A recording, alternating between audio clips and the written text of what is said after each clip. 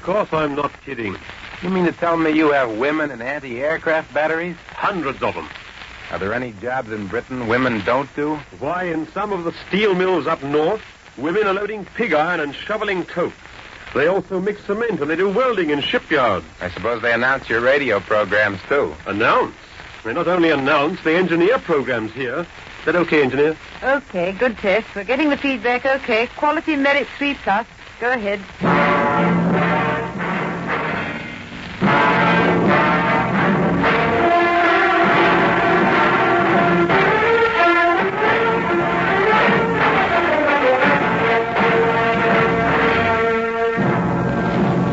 Columbia Broadcasting System presents An American in England, the fourth of a series of 6 programs written and directed by Norman Corwin, produced by Irodar Murrow, and broadcast from somewhere in the British Isles. Joseph Julian narrates, and the original musical score is by Benjamin Britten. Tonight, Women of Britain.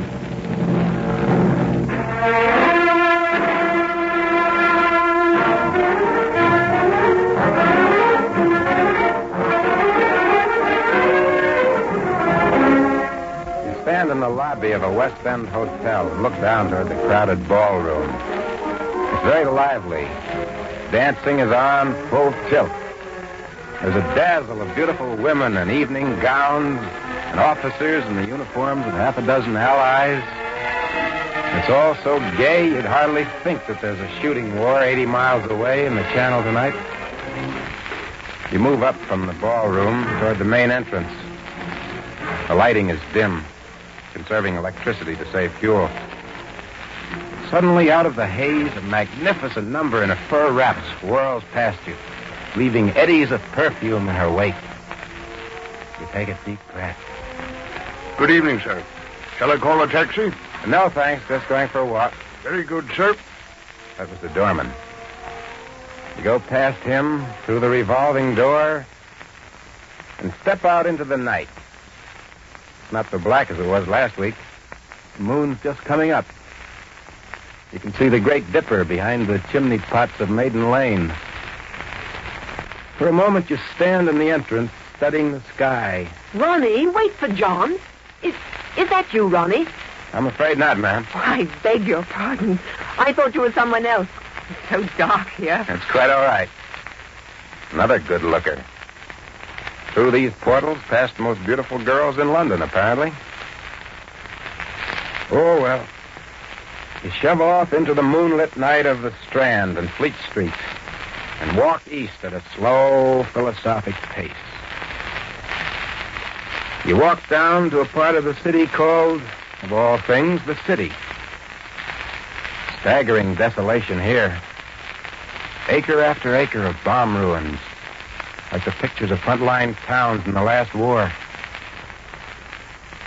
In the hush of the blackout, and amid the moonlit ruins, you find yourself thinking about those glittering and exotic women you just saw in the fancy hotel.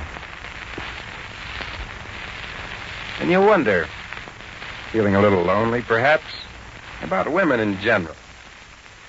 About the women of Britain in particular. You wonder what the war has done to them. Not much to judge by those you've just seen. But then you remember what a young RAF pilot told you the day you arrived. Don't judge us by the lobbies of a few hotels in London. See us as we are. That stops you in your tracks. Of course, see them as they are. Judging anything about England from a big hotel lobby is like judging the United States from a movie. That ought to be plain enough to anybody. And yet you find yourself all tied up with romantic notions. A line keeps running through your head. She walks in beauty like the night. She walks in beauty like the night. She walks in beauty. Wait a minute. What kind of sentimental slosh is that? The woman of Britain walks in battle dress and does fire guard duty in the night. Exotic women. You walk a little more briskly. Tomorrow you'll do some serious looking around. There must be a good story in the women of Britain. You'll find out. Yes, sir. So you take a bus back to the hotel. The conductor is a pint-sized little Scotch girl wearing a gray smock. Fares, please. Where to? Strand. Tuppence, please. Thank you. Tell me, are there many women conductors on buses? 7,000 in London alone. 7,000? Yes, sir. Ludgate Circus. She goes off about her work, climbing to the top deck for fares. Somewhere tonight, Australia, Madagascar, Malta, maybe. There's a British soldier who used to punch tickets on this bus. Releasing manpower, they call it. You ride along, looking idly at the advertising signs inside the bus. You hardly read them in the dim light. One is a jingle advising people how to hail a bus in the blackout. Face the driver, raise your hand. You'll find that he will understand. But some wag is written in pencil underneath. I know he'll understand, the cuss. The point is, will he stop the bus? Well, you're at the Strand. That's your stop. You get out, cross the street, swish through the revolving doors, and are back in your hotel again.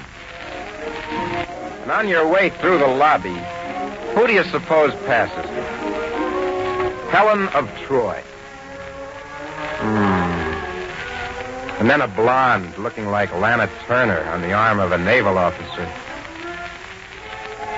Well, c'est la guerre.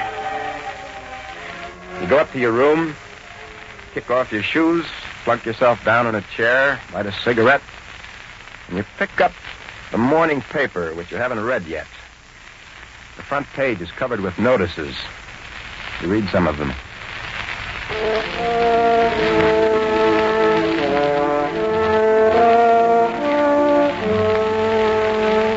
Warren. To my dearly beloved boy, Donald H. Warren, fighter pilot RAF.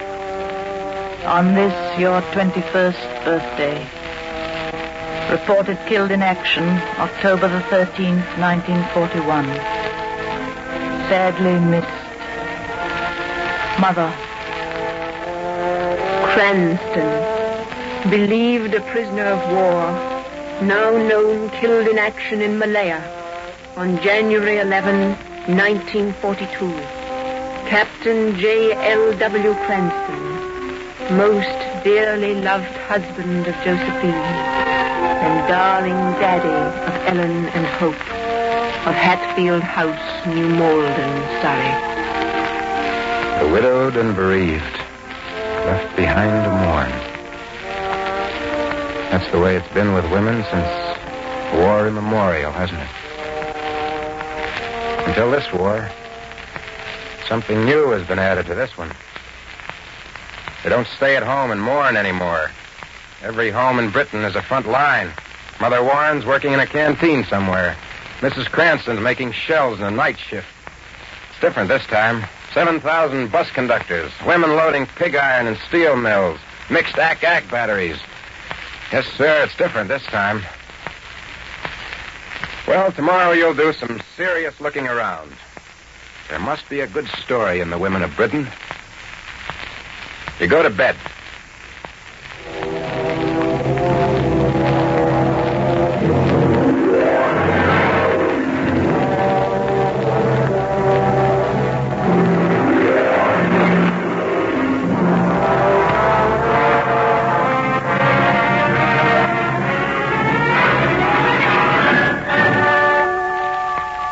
Beautiful August morning. And you see by the papers that while you were enjoying your blackout walk last night, the RAF plastered another Nazi city. American Marines attacked in the Pacific. The Chinese recaptured a port. The Red Army smashed 6 attacks before Stalingrad. Also, tucked away at the bottom of page 2, 3 girls on fire duty were killed in a raid on a small village in East Anglia. With news like that, it seems a small matter to have run out of clean shirts, but still it annoys you and you ring for the maid. Did you ring, sir? Yes. My laundry should have been picked up 4 days ago, and it's still here. Oh, I'll take it right away. I told the other maid to be sure and send it out Wednesday so I can have it back by today. Oh, she was called up, you know. She must have forgot about your laundry. She was called up for what? A conscription, sir, to work in a munitions factory. I'm taking her place. Oh, I see. Yes, we older women are taking over a good many jobs. Tell me, how do women here feel about conscription? Well, good, of course. They want to help. I wish I were younger so I could do something for the war. Well, you are helping in a way, aren't you? I mean, by replacing women who are replacing men. Yes, but that's so far off, if you know what I mean. It's, well, it's so, Indirect? Yes, indirect, that's it. Oh, I don't know. Are there any women slackers? Bound to be some, you know. They try all kinds of ways to get around the call, you know. They try to make themselves look very busy and important, doing nothing, if you ask me. Is there much complacency? What's that mean, sir? Oh, easygoing. As though the war didn't matter much. Oh, certainly. Some are like that. In fact, too many, if you ask me. Well, you know what a woman said to my sister last week? She said, I'm having such trouble getting a maid because all my maids keep getting called up.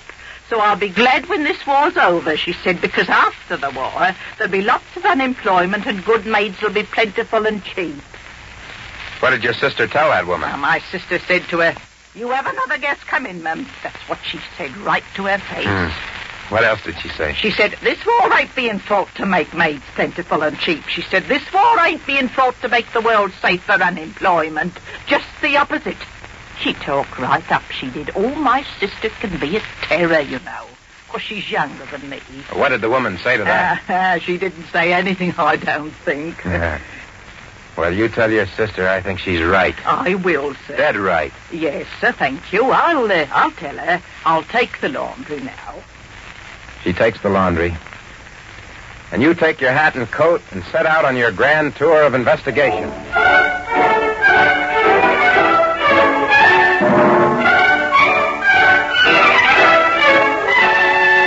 Within 50 yards, you note a half a dozen items having to do with the case.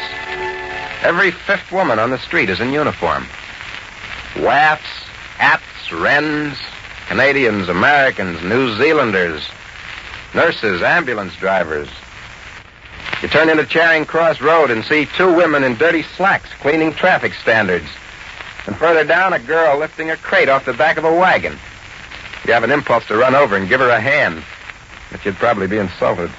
You'd only make yourself ridiculous. You go into the underground, subway to you, and descend a long flight of stairs.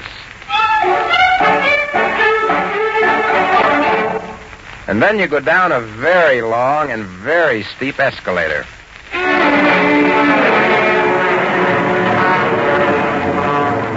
never been as far down in the earth as this in your life.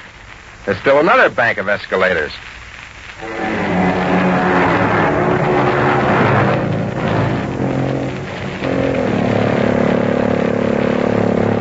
Halfway to hell now.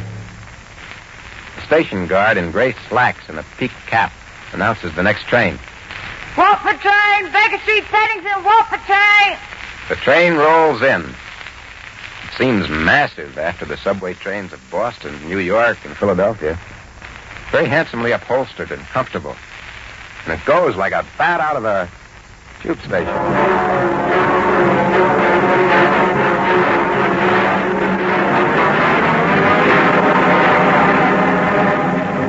On the train, you fall to talking with a man about women.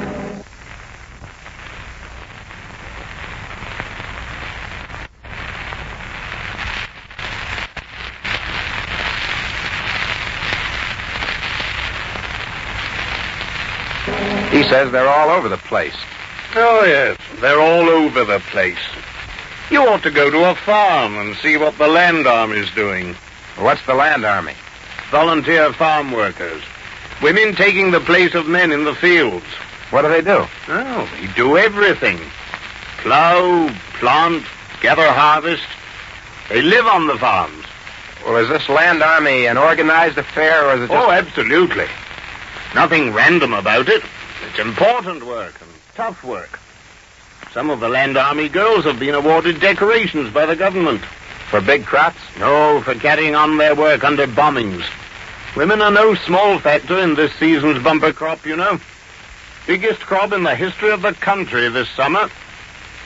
You leave your friend and come up into the bright day.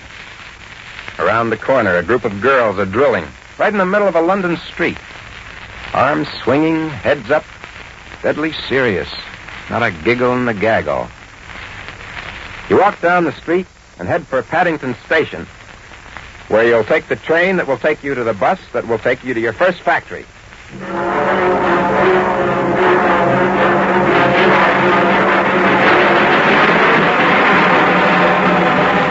Women who work 10 hours a day making weapons for soldiers who may have to fight 24 hours a day don't have much time to talk to visitors.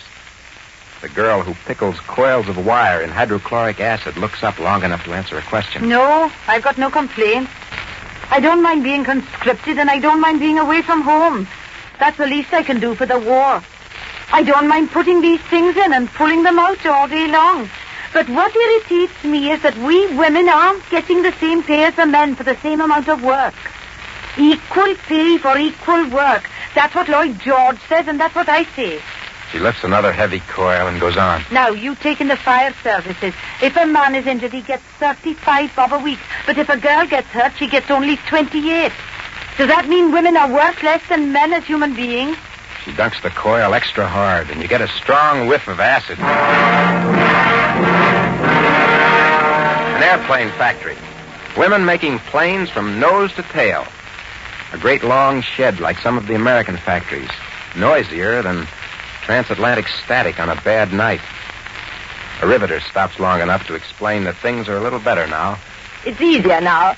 At first it was very hard on us shopping girls, because we were expected to shop in the lunch hour, and that meant either not having a proper lunch or not shopping properly. Well, what's been done to correct that? Well, the factory's given us priority cards.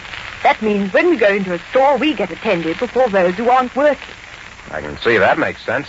Well, then also there's the good neighbors system. Good neighbors. What's that? Well, that's when we get together and take turns shopping for each other. One might do the shopping for 4 or 5. Collective security, huh? Yes, collective security. You'd speak to the manager of a tank factory. They employ women crane operators, cable assemblers, welders, millers, and even have them run the big hydraulic presses. You ask the boss how women compare with men on these jobs.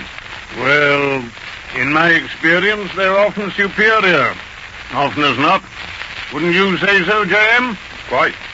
I think also that married women seem especially eager to do the job and to keep at it. It's almost as though they were carrying their household pride into the factory. In a factory that makes insulated cables, you talk with a woman who handles hot copper ingots weighing 70 pounds off a conveyor. She's glad to be contributing to the war effort, but she has some criticism of methods of conscription. In my opinion, there's not enough careful grading and selection in the conscription of women. They're treated too much like automatons, and too often they're not given the jobs they're best able to do. There should be better testing and grading of conscripts, so that the right woman is in the right job.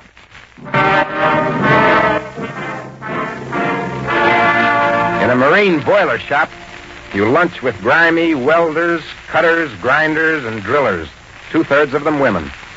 The canteen is bustling, and over the loudspeaker following the 1 o'clock news, there's a talk by a woman member of Parliament, Miss Ellen Wilkinson.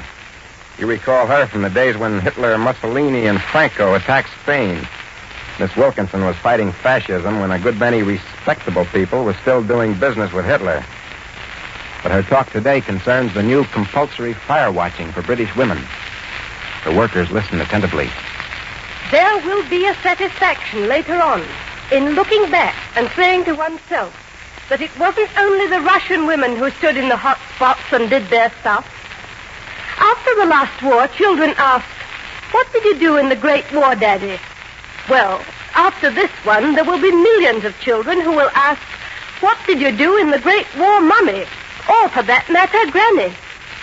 It will be pleasant to be able to say, oh, nothing much. I just helped to beat the Luftwaffe.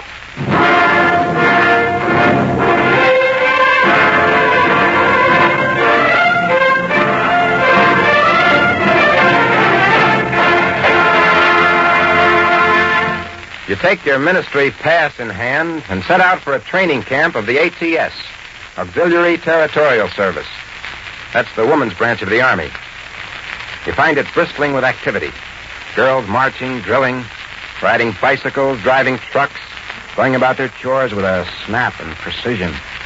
There's a feeling of high morale and good discipline. A healthy tone in the way the girls salute their officers. You meet the chief commander and remark on the fine carriage of her troops. Yes, they're fine girls. The month they spend here makes quite a difference to them. It does, huh? Rather. Let me show you what I mean. She takes you to a nearby receiving station where 20 new recruits, still wearing civvies, stand in line to get khaki uniforms and supply kits. A scragglier-looking bunch of girls you never saw. Many are pale. All have poor posture. Some are depressed. You walk away with the commander, and as you round the corner, a squad of girls passes. Eyes right. They're spruce, confident. Their complexions are ruddy. Each looks twice as rugged as any of the rookies you just saw. Well, they're the same girls. 4 weeks difference. That's all. I suppose that for a good many of them, this is the first time in their lives that they've been given any kind of a break in the way of nourishment and physical training, good, healthy outdoor living. To say nothing of dental work and even hairdressing. What about such matters as makeup and hairdo? Makeup is all right, in moderation. We discourage it only if it becomes too conspicuous. Commander, I wonder if you could tell me something about the thinking of these girls. Have they any interest in the issues of the war? In what comes out of the victory? I mean, are they at least concerned with their own futures? Well, you see... Her face clouds. No longer the cheery optimism. The answer is no. The majority is concerned with day-to-day duties, which they perform very well. They don't have much of an impression about how this war started, beyond the fact that Hitler had a lot to do with it. The peace after victory occupies very little of their minds. That's too bad. Of course, we give them lectures on current events, but there's quite a handicap to overcome. You mean some of these women don't know the meaning of names like, let's say, Vichy or Pearl Harbor or Suez? Oh, most of them don't know the names of half the countries in the war. Some of them couldn't point out Australia on a map. Oh, now, wait a minute, Commander. You're joking, aren't you? I'm afraid not, sir. Here, let me show you. Quite at random. Corporal, will you come over here? Ask her about the war. Yes, Commander? This gentleman wants to ask you some questions. What does the name Libya mean to you? Libya? I don't know. What's happening in the Caucasus right now? I don't know what Caucasus is. Did you ever hear of Malaya? No, sir. Cairo? Oh, yes, sir. Cairo. I've heard of Cairo. What do you know about it? Why, that's where my Harry is. I see. Thank you very much. Thank you, Corporal. That's all. Very disillusioning, isn't it? Yes. I'm afraid that England, for all its far-flung empire, has been a very insular country. At least up to now. You know the classic example of our insularity, don't you? No, what's that? There was once a headline in a London paper reading, "Dense fog in the Channel, continent cut off from England." The talk goes on through tea, served in the officers' mess. And then you say goodbye to the commander and set out for a distant anti-aircraft training ground, where you're going to see the work of mixed AK batteries. You travel by train, by bus, by taxi. You arrive. At the target practice. You show papers. You meet the captain. He's a courteous, serious young man. I gather you would like to see the girls at work. Yes, sir, if you don't mind. Be glad to show you. If there ever was a doubt about women as efficient workers, this would dispel it. A team of spotters, predictors, height finders, 18 in all, move with the precision of a Swiss watch as they turn with the machinery following a plane.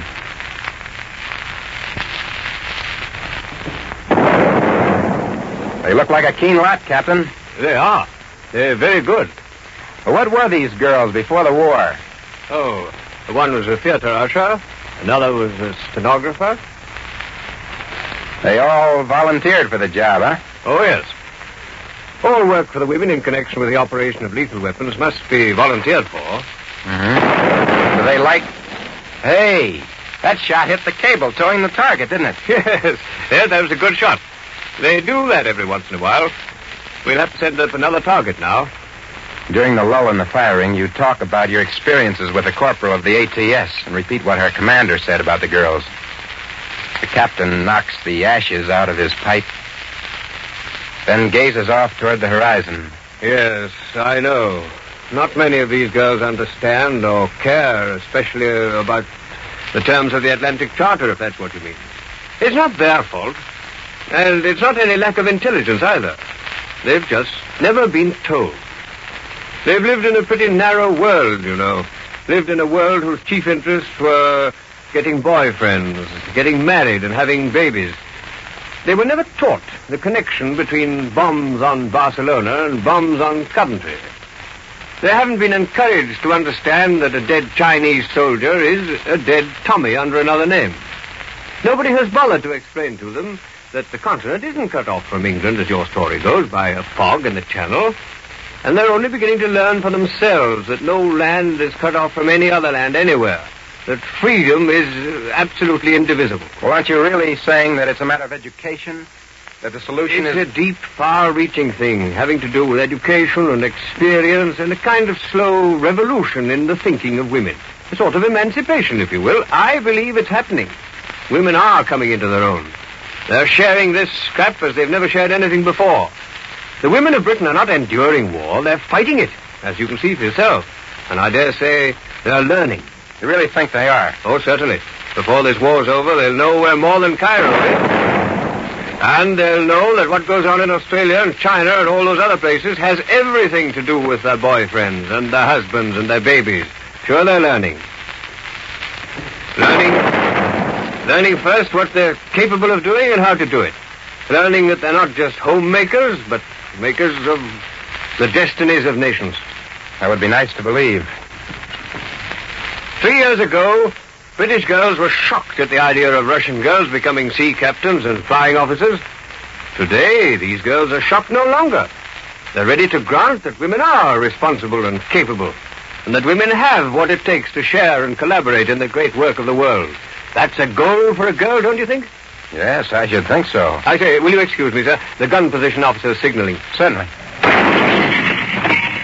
He strides over to the guns. You stand alone, watching the girls do their stuff. And it strikes you that these girls, these women of Britain, so keen, so concentrated on their work, have got their eyes fixed on more than one target. Perhaps they're training their guns on an objective greater than they know.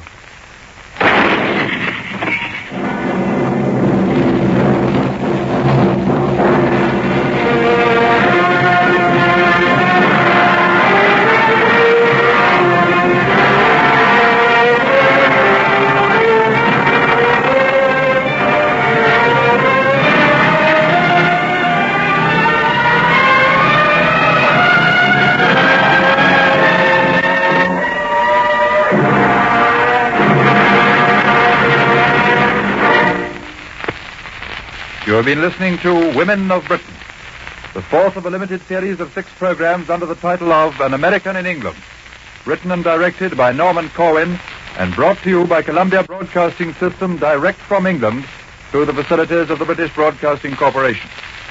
Joseph Julian narrated, and the original musical score was composed by Benjamin Britten and performed by the Orchestra of the Royal Air Force under the baton of Wing Commander R.P. O'Donnell.